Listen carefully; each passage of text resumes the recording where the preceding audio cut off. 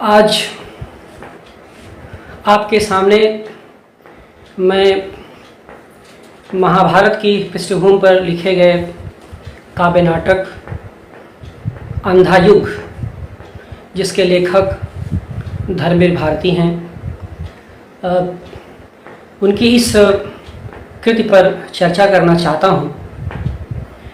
और आप सब जानते हैं कि यह काव्य नाटक महाभारत की पृष्ठभूमि पर लिखा गया है और 1954 में धर्मवीर भारती ने इसे लिखा था।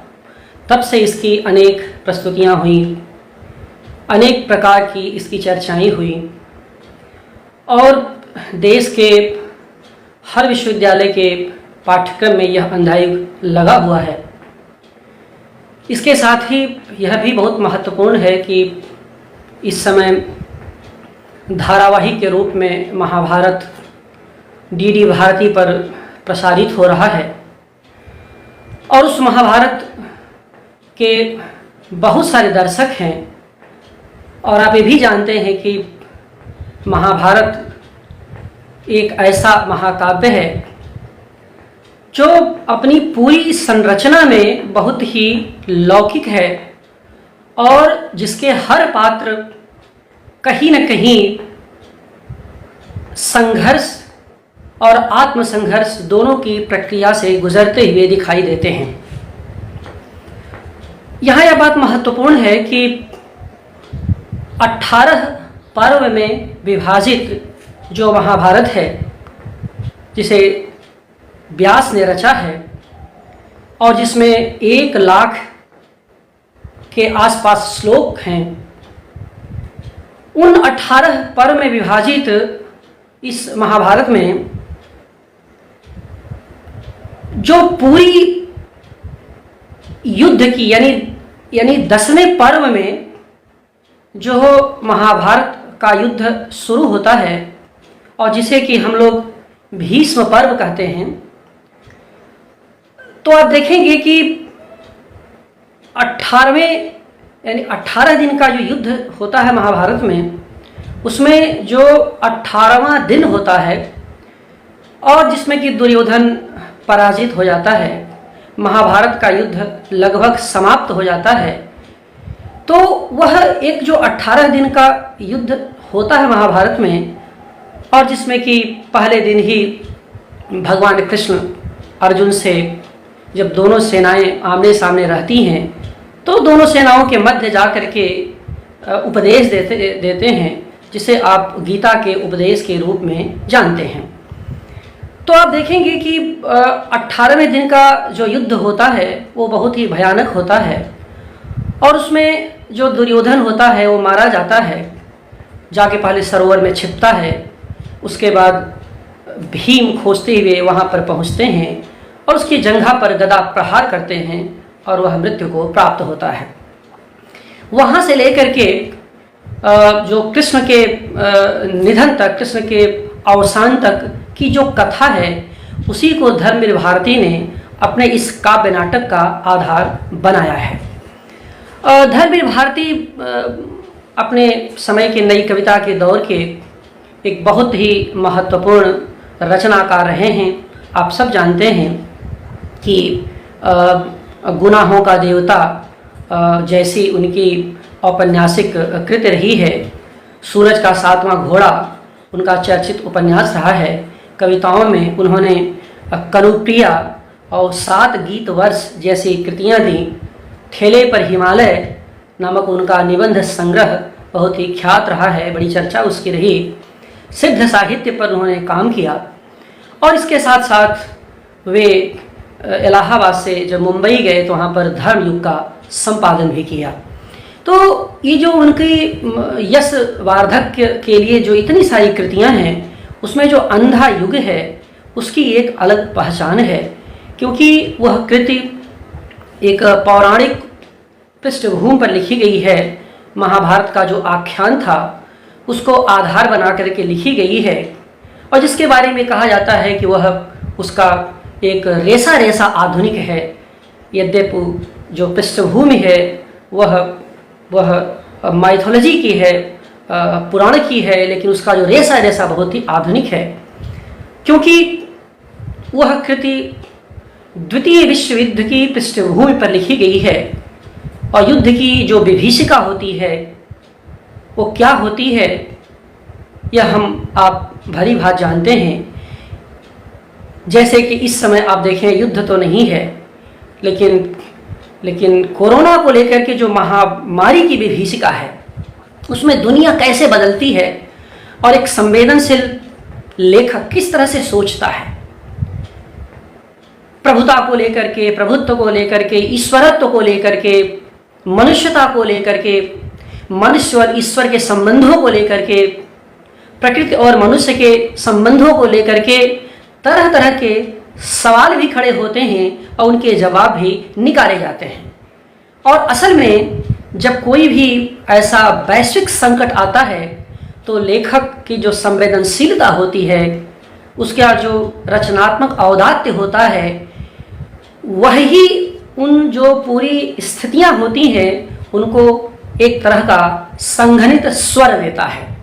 तो आप कह सकते हैं कि धर्मवीर भारती का जो यह काव्य नाटक है, यह उस समय में नई कविता के दौर में जो एक वैश्विक संकट था और उसके साथ साथ जो स्वाधीन भारत का उभरता हुआ संकट था, जिसमें कि कुछ स्वप्न थे, कुछ आकांक्षाएं थीं और कुछ उनके टूटने का दर्द भी था, लेकिन इन सब के बावजूद मनुष्यता को बचाने की भी एक अदम्य आकांक्षा थी। तो कैसे उसको बचाया जाए, कैसे उसको रचा जाए, धर्म भारती के इस कृति के पीछे का जो बुनियादी चिंतन है वह कहीं न कहीं इसके आसपास घूमता है। और चूंकि महाभारत की पृष्ठभूमि रही है, उसका भी एक हिस्सा उन्होंने लिया है जो बहुत ही महत्वपूर्ण हिस्सा था। तो ऐसी स्थिति में इस कृति को लेकर के तरह तरह के विवाद भी हुए, तरह तरह की चर्चाएं भी हुई, तरह तरह की असहमतियां हुई, जिनको कि इस व्याख्यान में आगे जिनका मैं जिक्र करूंगा। आप ये भी जानते हैं कि जब महाभारत आता है कि पृष्ठभूमि की बात आती है, तो महाभारत अपने आप में एक महान ग्रंथ तो है ही, और उस महान ग्रंथ के दायरे में अगर आप देखेंगे तो कहीं न कहीं उसकी जो भव्य विरासत है, उसका एहसास भी हमें होता है। इसी कारण उसके बारे में कहा जाता है कि यदि इहास्ति तदन्यत्र यन्ने हास्ति न तद क्वचित। अब ये महाभारत के बारे में कहा जाता है कि यदि इहास्ति तदन्यत्र, जो यहाँ है, यदि इहास्ति जो यहाँ है वही अन्यत्र है, यन्ने हास्ति न तद क्वचित, जो यहाँ नहीं है वह कहीं नहीं है।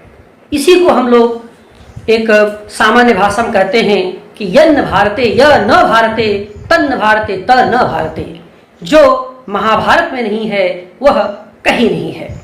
तो आप देखेंगे कि यह जो पूरा के पूरा काव्य नाटक है, यह इसके जो केंद्रीय चरित्र हैं वह कृष्ण हैं, और महाभारत काल की जो बुनियादी चिंता है वह भी धर्मवीर भारती की चिंता भी है, वही धर्मवीर भारती की चिंता भी रही है, और कहीं न कहीं वही आज के समय की हमारी चिंता भी रहती। वो क्या है?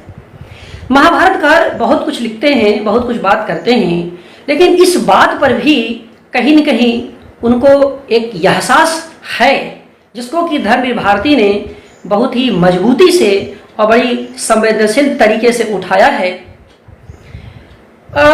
ये कि एक विचित्र सा युग था कि जिसकी संपूर्णता के केंद्र में कृष्ण आ जाते हैं। यानी आप देखिए कि यह एक ऐसी संस्कृति, एक ऐसी सभ्यता, एक ऐसा समाज जिसके केंद्र में एक चरित्र हो, एक व्यक्ति हो और समस्त मानव जात उसके इर्द गिर्द घूम रही हो। तो महाभारत के केंद्र में जो कृष्ण का चरित्र है और जिसके इर्द गिर्द पूरा महाभारत घूमता है, यही कहीं न कहीं धर्मवीर भारती को बहुत अपील करता है, बहुत आकर्षित करता है, और निश्चित रूप से धर्मवीर भारती भी इस चिंता से परेशान रहे हैं और इसको उन्होंने अपने निबंधों में व्यक्त भी किया है समय समय पर, जब वो कहते हैं कि यह एक विचित्र स्थिति है कि पूरा के पूरा जो महाभारत है वह एक व्यक्ति के केंद्र के आसपास घूमने लगे। आज आप देखें 2020 में भी आपको यह स्थितियां दिखाई देंगी, जब पूरी सभ्यता या कोई एक देश एक खास व्यक्ति के इर्द गिर्द घूमने लगता है।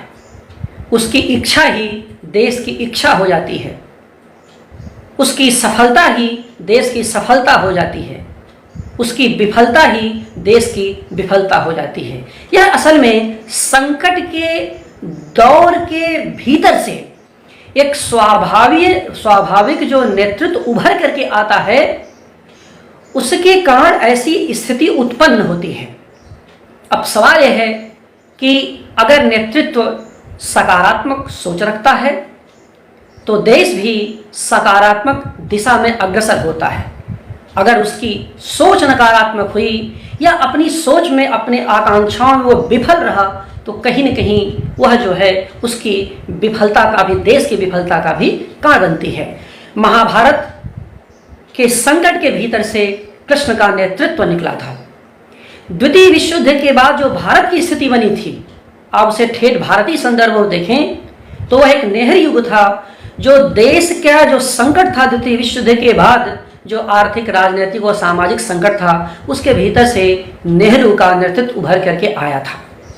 और इसी प्रकार से आप देखेंगे कि आगे चल करके लगातार हर संकट के समय में हर देश में कोई न कोई नेतृत्व उभर करके आता है, जिसकी तरफ हम सफलता के लिए देखते हैं और निश्चित रूप से सफलता और विफलता को लेकर के वह नेतृत्व जिम्मेदार होता है। तो यह पूरी जो पृष्ठभूमि है संक्षेप में मैंने आपके सामने रखी कि संकट के भीतर किस तरह से नेतृत्व की आकांक्षा जगती है और कैसे उस आकांक्षा का संघनित रूप अंधा युग है, यह काव्य नाटक है।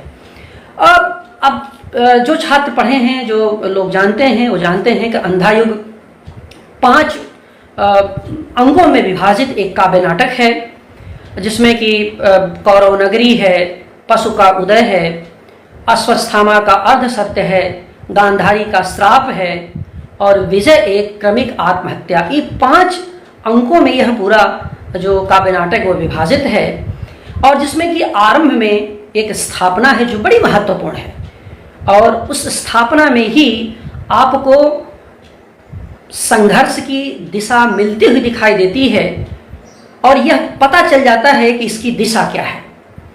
समापन में भी आप देखेंगे प्रभु की मृत्यु है, जिसमें कि जरा नामक व्याध के माध्यम से कृष्ण को बाण लगता है और वो अपना जीवन त्याग देते हैं। रोचक बात यह है कि इस पूरे काव्य नाटक के बीच में एक अंतराल है, पंख, पहिए और पटरियां नाम से, जिस पर कि कथा की गति को रोक करके कथा को बढ़ाया जाता है, जो सर्वथा रंगमंच के अनुकूल है या रंगमंच के हिसाब से इस काव्य नाटक को जब लिखा जा रहा था तो उसमें इस तरह के प्रयोग की ज़रूरत थी। तो ये सब सारी चीज़ें हैं और इसके रंगमंचिता को लेकर के, इसके शिल्प कौशल को लेकर के आगे कभी मैं बात करूँगा। आज जब अंधा युग पर मैं बात कर रहा हूँ तो अंधा युग की जो अर्थवत्ता है, उसका जो महत्व है और उसकी पाठ विधियाँ हैं, तो मेरे सामने, क्योंकि व्याख्यान बहुत लंबा न हो, इस कारण से मैं अपने सामने जो लक्ष्य रख के चल रहा हूँ कि अंधा युग की जो अर्थवत्ता क्या है, उसका महत्व क्या है और उसकी पाठ विधियाँ क्या हैं, कैसे उसको एक पाठ के रूप में हम खोलें, कैसे समझने की कोशिश करें या किस तरह से लोगों ने उसको समझने की कोशिश की है। आप इसकी स्थापना में ही देखिए कि जो वाक्य है वो युद्धोपरांत यह अंधा युग अवतरित हुआ, जिसमें स्थितियां, मनोवृत्तियां, आत्माएं सब विकृत हैं। अब युद्धोपरांत, युद्ध के उपरांत यह अंधा युग अवतरित हुआ, ये धर्मवीर भारती ने इस काव्य नाटक में स्पष्ट कर दिया कि कि युद्ध के उपरांत जो सामाजिक स्थितियां आई हैं, जो युग आया है, वह एक तरह का अंधा युग है जिसमें स्थितियां, मनोवृत्तियां, आत्माएं सब विकृत हैं। इसी के साथ लेकिन ये भी कहते हैं कि निराशा तो है, लेकिन आशा की उम्मीद भी है, और आशा की यह उम्मीद कहीं और नहीं बल्कि कृष्ण के भीतर है। वो कहते भी हैं कि सिर्फ कृष्ण में है साहस सुलझाने का, वह है भविष्य का रक्षक, वह है अनाशक्त, पर शेष अधिकतर हैं अंधे, पथभ्रष्ट आत्महारा विगलित, अपने अंतर की अंध गुफाओं के वासी। यहाँ देखेंगे कि कृष्ण को लेकर के जो उम्मीदें रोशनी है, उसमें कहते हैं वह है भविष्य का रक्षक, वह है अनाशक्त। अब इसमें आपको एक मार्ग दिखाई देगा कि जो अनाशक्त होगा वही भविष्य का रक्षक हो सकता है, भविष्य की रक्षा का दायित्व भी उसी के कंधों पर है। और यह भी बता देते हैं कि कृष्ण को छोड़ करके महाभारत का कोई भी चरित्र उसके अंतिम दिन तक अनासक्त नहीं हो पाया। कहीं न कहीं यह महाभारत होने का परिणाम था, उसका कारण भी था। तो आप देखेंगे कि यह जो पूरा के पूरा अंधा युग है, काव्य नाटक है, ये अनासक्त और आसक्त के बीच के संघर्ष के बीच से विकसित हुआ है। और यह कथा भी आसक्त अंधों के माध्यम से अनासक्त प्रकाश की कथा है। तो जो हम लोग कहते हैं कि जो छायावाद यानी नई कविता के पृष्ठभूमि में जो छायावादी शिल्प आया था, उसकी एक बुनियादी विशेषता ये थी, या कह सकते हैं कि भारतीय साहित्य के जो महान रचनाशीलता रही है, सृजनात्मकता रही है, उसकी एक खास विशेषता ये रही है कि सघन अंधकार के भीतर प्रकाश पुंजों की खोज का साहित्य रहा है वह। और ऐसी स्थिति में मैं समझता हूँ कि जब अंधा युग को उस पृष्ठभूमि में समझते हैं तो यह भी अंधकार के भीतर अनासक्त प्रकाश के खोज की कथा, यानी आसक्त अंधकार के भीतर अनासक्त प्रकाश के खोज की कथा है। और असल में इसी के भीतर, यहीं पर कहीं न कहीं एक तरह का अवसाद के भीतर उम्मीद की किरण भी दिखाई देती है। अपनी इसी विशिष्टता के कारण यह काव्य नाटक भी अपने शिल्प और बनावट में विशिष्ट हो जाता है। ये इतना ही नहीं, यह शुरू से लेकर के आखिर तक यानी कृष्ण के मृत्यु तक आपको यह सब दिखाई देगा। और इतना ही नहीं कि जब अंत में प्रभु की मृत्यु की चर्चा करते हैं धर्मवीर भारती, तो वहाँ भी बार बार कहते हैं कि जो अंधा युग आ रहा है वह ऐसा नहीं है कि इसमें सारा के सारा अंग निष्क्रिय रहेगा या सारा के सारा अचानक सक्रिय हो जाएगा। वो कहते हैं कि एक अंश, यानी देखिए कि व्यक्ति का यानी मनुष्यता का जो एक अंश है वह निष्क्रिय रहेगा, आत्मघाती रहेगा, विगलित रहेगा। यानी निष्क्रिय रहेगा, आत्मघाती रहेगा, विगलित रहेगा। और यह जो कैसे रहेगा इसके बारे में अश्वत्थामा, युत्स और संजय का उदाहरण देते हुए धर्मवीर भारती इसकी विस्तार से व्याख्या करते हैं, जिसका यहाँ पर अवकाश नहीं है। लेकिन इसी के साथ एक दूसरा पक्ष भी है कि सक्रियता भी बनी रहेगी। दूसरे अंश को क्या है, कौन सा सक्रियता बनी रहेगी? मर्यादा युक्त आचरण होगा, निर्भयता होगी। यानी जहाँ पर आचरण मर्यादा युक्त होगा, जहाँ पर निर्भयता होगी, वहाँ पर सक्रियता भी बनी रहेगी। तो यानी अंधकार रूप में आत्मघात होगा, निष्क्रियता होगी, लेकिन तेजस्वी प्रकाश के रूप में मर्यादा होगी, आचरण होंगे, मूल्य होगी और निर्भयता होगी। तो यहाँ से जो निष्कर्ष निकलता है, जो मैं समझ पाता हूँ, वो निष्कर्ष ये है कि अंधा युग ध्वंस की भूमि पर नूतन निर्माण की कृति है। और हर अंधे युग में, यानी किसी भी युग का अंधा युग है, हर अंधे युग में अगर ध्वंस की स्थितियां रहती हैं तो उसके भीतर से निर्माण की नूतन संभावनाओं का संचार भी होता रहता है। कहाँ?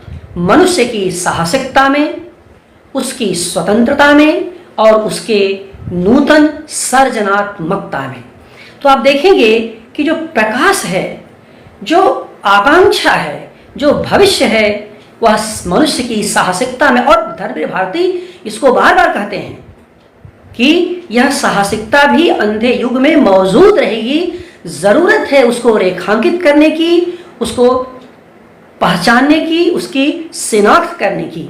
तो जो, और तभी इसके भीतर से नूतन सृजन होगा, अर्थात सृजन की जो नवीनता होगी, जो नवोन्मेष होगा, वह कहीं न कहीं इसके भीतर से ही निकलेगा। आज हम जिस वैश्विक महामारी के दौर से, कोरोना महामारी से गुजर रहे हैं, उसमें एक बात आप लोग भी देख रहे होंगे कि हमारा जो लेखन है, न केवल हिंदी साहित्य में, उर्दू से लेकर के समस्त भारतीय भाषाओं में इस समय बहुत सक्रिय है। कई बार उसको उपहास का भी कारण बनना पड़ता है, कई बार लोग हंसी मजाक, हंसी ठिठोली के दायरे में उसको हल्के में लेते हैं। लेकिन आप यह न भूलें कि मनुष्य की यही सर्जनात्मकता, यही उसकी साहसिक सर्जनात्मकता आगे इस समाज के, इस कठिन समाज और सांस्कृतिक चिंताओं के भीतर से रोशनी की नई किरण विकसित करेगी और आगे आने वाला भविष्य कहीं न कहीं आज के संवेदनशील मनुष्य के चिंतन के भीतर से विकसित होगा। यह आगे आने वाला समय बताएगा। और मैं इसलिए कह रहा हूं कि भारतीय साहित्य, संस्कृति और सभ्यता की यही परंपरा है और यही महाभारत हमें शिक्षा देता है। महाभारत से हमें यही पहचान मिलती है। तो आप देखेंगे कि जो विकृत नहीं होगा, जो आज निष्क्रिय नहीं होगा, जो आज आत्मघाती नहीं होगा और जो आज अंधा नहीं होगा, यानी जो अंधा नहीं होगा, जो विकृत नहीं होगा, जो आत्मघाती नहीं होगा, जो निष्क्रिय नहीं होगा, वही कहीं न कहीं से तमाम निष्क्रिय व भयकारी स्थितियों के बीच सक्रियता का संचार करेगा। और यही मानवीय सभ्यता के उस अभय का कारण बनेगा जो गांधी के मूल्यों का आधार था और जो गांधी की विरासत के रूप में हमारे बीच आज मौजूद, कहीं न कहीं मौजूद है। तो आप देखेंगे कि ये जो द्वितीय विश्व युद्ध की पृष्ठभूमि पर जो यह कृति लिखी गई है, वह इस कारण से, इसका जो मूल्यगत आधार था कि क्यों इस कृति को हम पढ़ें, इसकी पहचान क्या है। और आज के समय में इसको लेकर के अगर मैं आपके बीच आया हूं तो किस रूप में लेके आया हूं, मैं कैसे इसको समझाऊं, कैसे मैं अपने पाठकों से, अपने दर्शकों से, जो सहृदय समाज है उनको कैसे समझाऊं, कैसे बताऊं कि यह क्यों समझना हमारे लिए जरूरी है। खास करके जो नई पीढ़ी है, जो सृजनात्मक है, जो नए तरीके से सोच रही है, लिख रही है, पढ़ रही है। इसमें खास बात यह है कि आप देखेंगे कि दो चरित्रों का चुनाव, बहुत सारे चरित्र हैं, आप जानते हैं महाभारत के, गांधारी हैं, युधिष्ठिर हैं, कृष्ण हैं, दुर्योधन हैं, अर्जुन हैं, से लेकर के युत्स हैं, कृपाचार्य हैं, भीष्म हैं, कृतवर्मा हैं, आप समझ सकते हैं कि विदुर हैं। ये सब सारे जो चरित्र हैं, कर्ण है, ये सब सारे चरित्र हैं जिससे आप बखूबी परिचित हैं। इन चरित्रों के अतिरिक्त, क्योंकि यह काव्य नाटक है और एक आधुनिक भारत के मनस्वी लेखक की रचना है, तो ये खास बात है कि आखिरकार नया किस रूप में प्रयोग किया है और किस तरह से जो एक रचनाकार की जो परिकल्पना है वह कैसे इस कृति को मौलिक आयाम देती है, नहीं मौलिक बौद्धिक आयाम देती है। तो उसमें दो चरित्र हैं, एक तो प्रहरी है और दूसरा वृद्ध याचक है। जो ज्योतिषी है वही वृद्ध याचक है। बाद में मृत्यु के बाद जब अश्वत्थामा उसकी हत्या करता है तो वही असल में जरा होता है और उस जरा नामक व्याध होता है और वही कृष्ण की हत्या भी करता है। अंततः ये कोई और नहीं है, अंततः अपनी कल्पना शक्ति से धर्मवीर भारती ने व्यास की उपस्थिति को भी दर्ज करने की कोशिश की है। और एक व्यास की पूरे काव्यकृत में, पूरे काव्य नाटक में व्यास कहीं न कहीं किस रूप में उपस्थित हैं यह भी बताने की उन्होंने कोशिश की है। इसमें जो प्रहरी है यह रचनाकार की मौलिक परिकल्पना है। जैसे आप जानते हैं कि राज दरबार में बहुत कुछ हो रहा है, लेकिन जो प्रहरी हैं वो बार बार कहते हैं कि हम जैसे पहले थे वैसे अब भी हैं। तो ये बताना चाहते हैं कि सत्ताएं आपस में चाहे जो संघर्ष करती रहें, लेकिन जो दबा समाज होता है, जो उपेक्षित समाज होता है, उसकी चिंता कोई नहीं करता। आज के संदर्भ से भी और स्वाधीन भारत के संदर्भ में पिछले 70 वर्षों के संदर्भ में भी आप इसको सोचिएगा तो इसके परिणाम आपको दिखाई देंगे कि सत्ताएं आपस में जितनी बड़ी बड़ी बातें करें, चाहे जितना बड़ा उनका सत्ताओं का आपस में संघर्ष होता हो, लेकिन यह सच है कि जो निम्न वर्ग के लोग होते हैं उन्हें भारती ने प्रहरी के रूप में चित्र किया है, उनकी स्थितियों में बहुत परिवर्तन नहीं होता, लेकिन वह सत्ता व व्यवस्था और उस समय की संस्कृति के सबसे बड़े पर्यवेक्षक होते हैं। तो जो प्रहरी बात करते हैं, इसमें पहले अंक से लेकर दूसरे अंक में खास करके जो बात करते हैं, उनकी बातचीत में हस्तिनापुर का, कुरुक्षेत्र का, कौरव और पांडवों के बीच का के युद्ध का, कहते हैं कि धर्म और अधर्म के भीतर का जो रहस्य होता है उसका पता चलता है जब वो टिप्पणियां करते रहते हैं। और खास बात यह है वो बार बार ये कहते रहते हैं कि भाई चाहे जो हो, लेकिन मेरे ऊपर तो कोई फर्क नहीं पड़ना है। अभी हस्तिनापुर में कौरव हैं, कल को पांडव बैठ जाएं। यानी सत्ता व्यवस्था की सारी क्रियाशीलता के बावजूद जो समाज का निम्न वर्ग है वो क्यों उदासीन रहता है, यह कृत भी सोचने के लिए विवश करती है बार बार।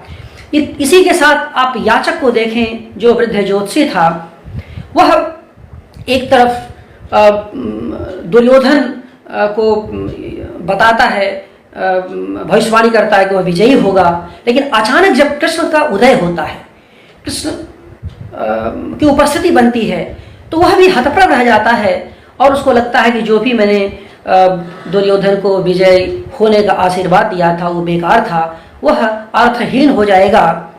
क्यों? क्योंकि कृष्ण एक अनासक्त चरित्र के रूप में हमारे सामने आते हैं। तो जो वृद्ध याचक के माध्यम से कृष्ण के अनासक्त चरित्र को बताने की जो चर्चा की गई है, बताने की जो कोशिश की गई है, वो जबरदस्त है और उसका जो संदेश है वो हमारे लिए बहुत ही महत्वपूर्ण है।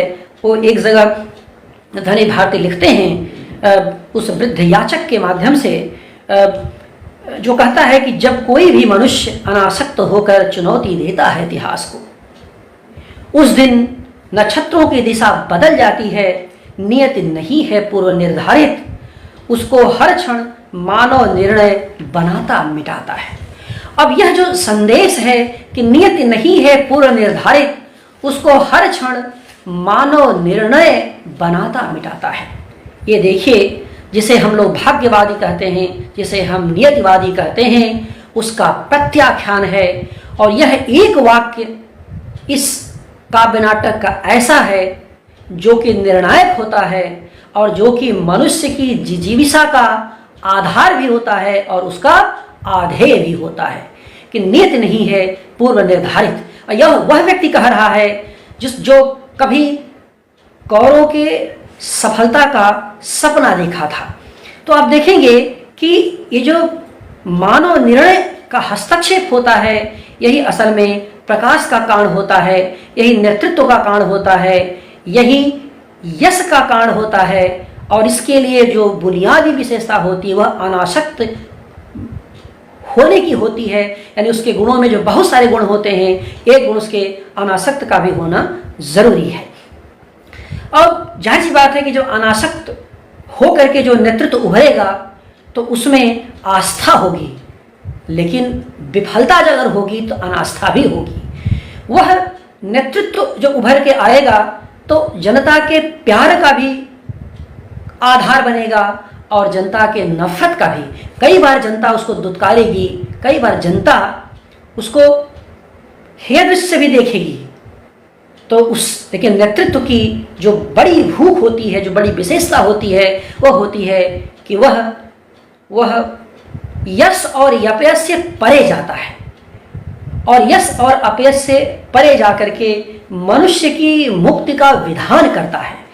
कृष्ण के माध्यम से धर्मवीर भारती मनुष्य के इसी मुक्ति का विधान करने की कोशिश करते हैं, और कहीं न कहीं यह जो स्थिति आती है, यही अंधा युग का के निर्णायक मोड़ होता है।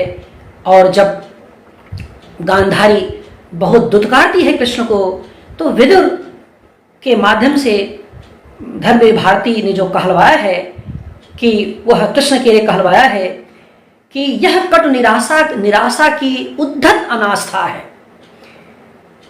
क्षमा करो प्रभु, यह कटु अनास्था भी अपने चरणों में स्वीकार करो। आस्था तुम लेते हो, लेगा अनास्था कौन। एक बार मैं बता दूं कि जब मैं अंधा युग अपने छात्रों को पढ़ाता हूं, तो पहले ही दिन इस वाक्य को बहुत उद्धृत करता हूं। यह वाक्य मुझे बहुत प्रिय है कि आस्था तुम लेते हो तो लेगा अनास्था कौन। और इससे ये स्पष्ट होता है कि धर्मवीर भारती जिस नेतृत्व को गढ़ते हैं कृष्ण के माध्यम से, उस नेतृत्व की विलक्षणता हर युग में जरूरी होती है, और वह बनी भी रहती है। और इतना ही नहीं कि जब आगे चलकर के पशु के उदय वाले अंग में वृद्ध याचक प्रस्तुत होता है, तो वहां पर कुछ और भी सूत्र वाक्य देता है और कहता है कि वर्तमान से स्वतंत्र कोई भविष्य नहीं, अब भी समय है दुर्योधन, समय अब भी है, हर क्षण इतिहास बदलने का क्षण होता है। अभी देखिए कितना ही अपीलिंग, कितना ही निर्णायक वाक्य है कि हर क्षण इतिहास बदलने का क्षण होता है। और जब दुर्योधन पराजित होता है, तो अश्वत्थामा द्वारा मारे जाने के पहले जो आत्मचिंतन करता हुआ वृद्ध याचक, यानी इस वृद्ध याचक को अश्वत्थामा दबोच के मार देता है इस काव्य नाटक में। लेकिन वह जो वृद्ध याचक है, देखिए, जो स्वयं व्यास हैं, जो कवि है, जो सर्जनात्मक व्यक्ति है, वो कहता क्या है, आज इस पराजय की वेला में सिद्ध हुआ, झूठी थी सारी अनिवार्यता भविष्य की, केवल कर्म सत्य है, मानव जो कहता है उसी में निहित है भविष्य युग युग तक का। तो ये जो मानव जो कहता है, मानव जो कृत्य है, जो मानव चिंतन करता है, जो अनासक्त हो करके जिस भूमिका में सामने आता है, वह असल में बहुत ही निर्णायक होता है। तो ये जो अभी तक जो मैंने आपको बताया, वह अंधायुग नामक जो काव्य नाटक है, उसकी जो प्रमुख विशेषताएं क्या थीं, और कह सकते हैं कि कैसे उस तक पहुंचा जाए। अब आगे मैं कुछ इस पर बात करना चाहता हूं कि इसकी पाठ विधियां क्या हैं, उस टेक्स्ट को हम कैसे खोलें, किस तरह से उसको पढ़ा जाए। तो इसमें इसके पढ़ने की कुछ पाठ विधियां हैं। उसकी पहली जो विधि है वो तो ये है कि यह एक फैंटेसी कथा है, जिसको मुक्तिबोध ने इसको फैंटेसी कथा कहा है। दूसरा ये है कि एक तरह का ये जो है आप कह सकते हैं कि एक मानववाद से जुड़ी हुई कृति है, जो मानववाद की पोषण करने वाली कृति है।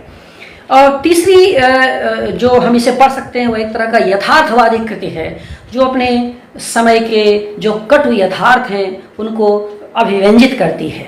और चौथी जो पाठ विधि है, इसको अस्तित्ववादी कृति के रूप में भी पढ़ा जा सकता है, पढ़े जाने की कोशिश की गई है। अब इसमें जो सबसे जो महत्वपूर्ण है वो ये है कि मुक्तिबोध हिंदी के एक महान कवि रहे हैं, और आप जानते हैं कि अंधेरे में जैसे उनकी सशक्त रचना है, जितने अच्छे कवि उतने ही बड़े आलोचक। तो मुक्तिबोध ने कामायनी का मूल्यांकन करने के साथ ही, और जिसको कामायनी को एक तरह का रोमांटिक कृति घोषित किया है, तो कामायनी का मूल्यांकन करते उन्होंने अंधायु की समीक्षा भी की है, और ये बड़ी ही शानदार समीक्षा रही है, जिसमें कि वे जो इसकी व्याख्या करते हुए वो इस बात को कहते हैं, दर्ज करते हैं कि यह शोक और संघर्ष के बीच सामान्य मनुष्य की नियति कथा है। इसको इस रूप में वह मुक्तिबोध इसको व्यक्त करते हैं। तो वो जब ये सामान्य मनुष्य की नियति कथा की बात वो करते हैं, तो ये कहते समय वो इसे एक तरह की सामयिक प्रासंगिकता के दायरे में इसको ऐतिहासिक महत्व की कृति भी बताते हैं। और इतना ही नहीं, वो इस बात को भी कहते हैं कि इसकी चूंकि पृष्ठभूमि पौराणिक रही है, इसलिए पौराणिक चरित्रों से उपजे यह मानसिक आघात की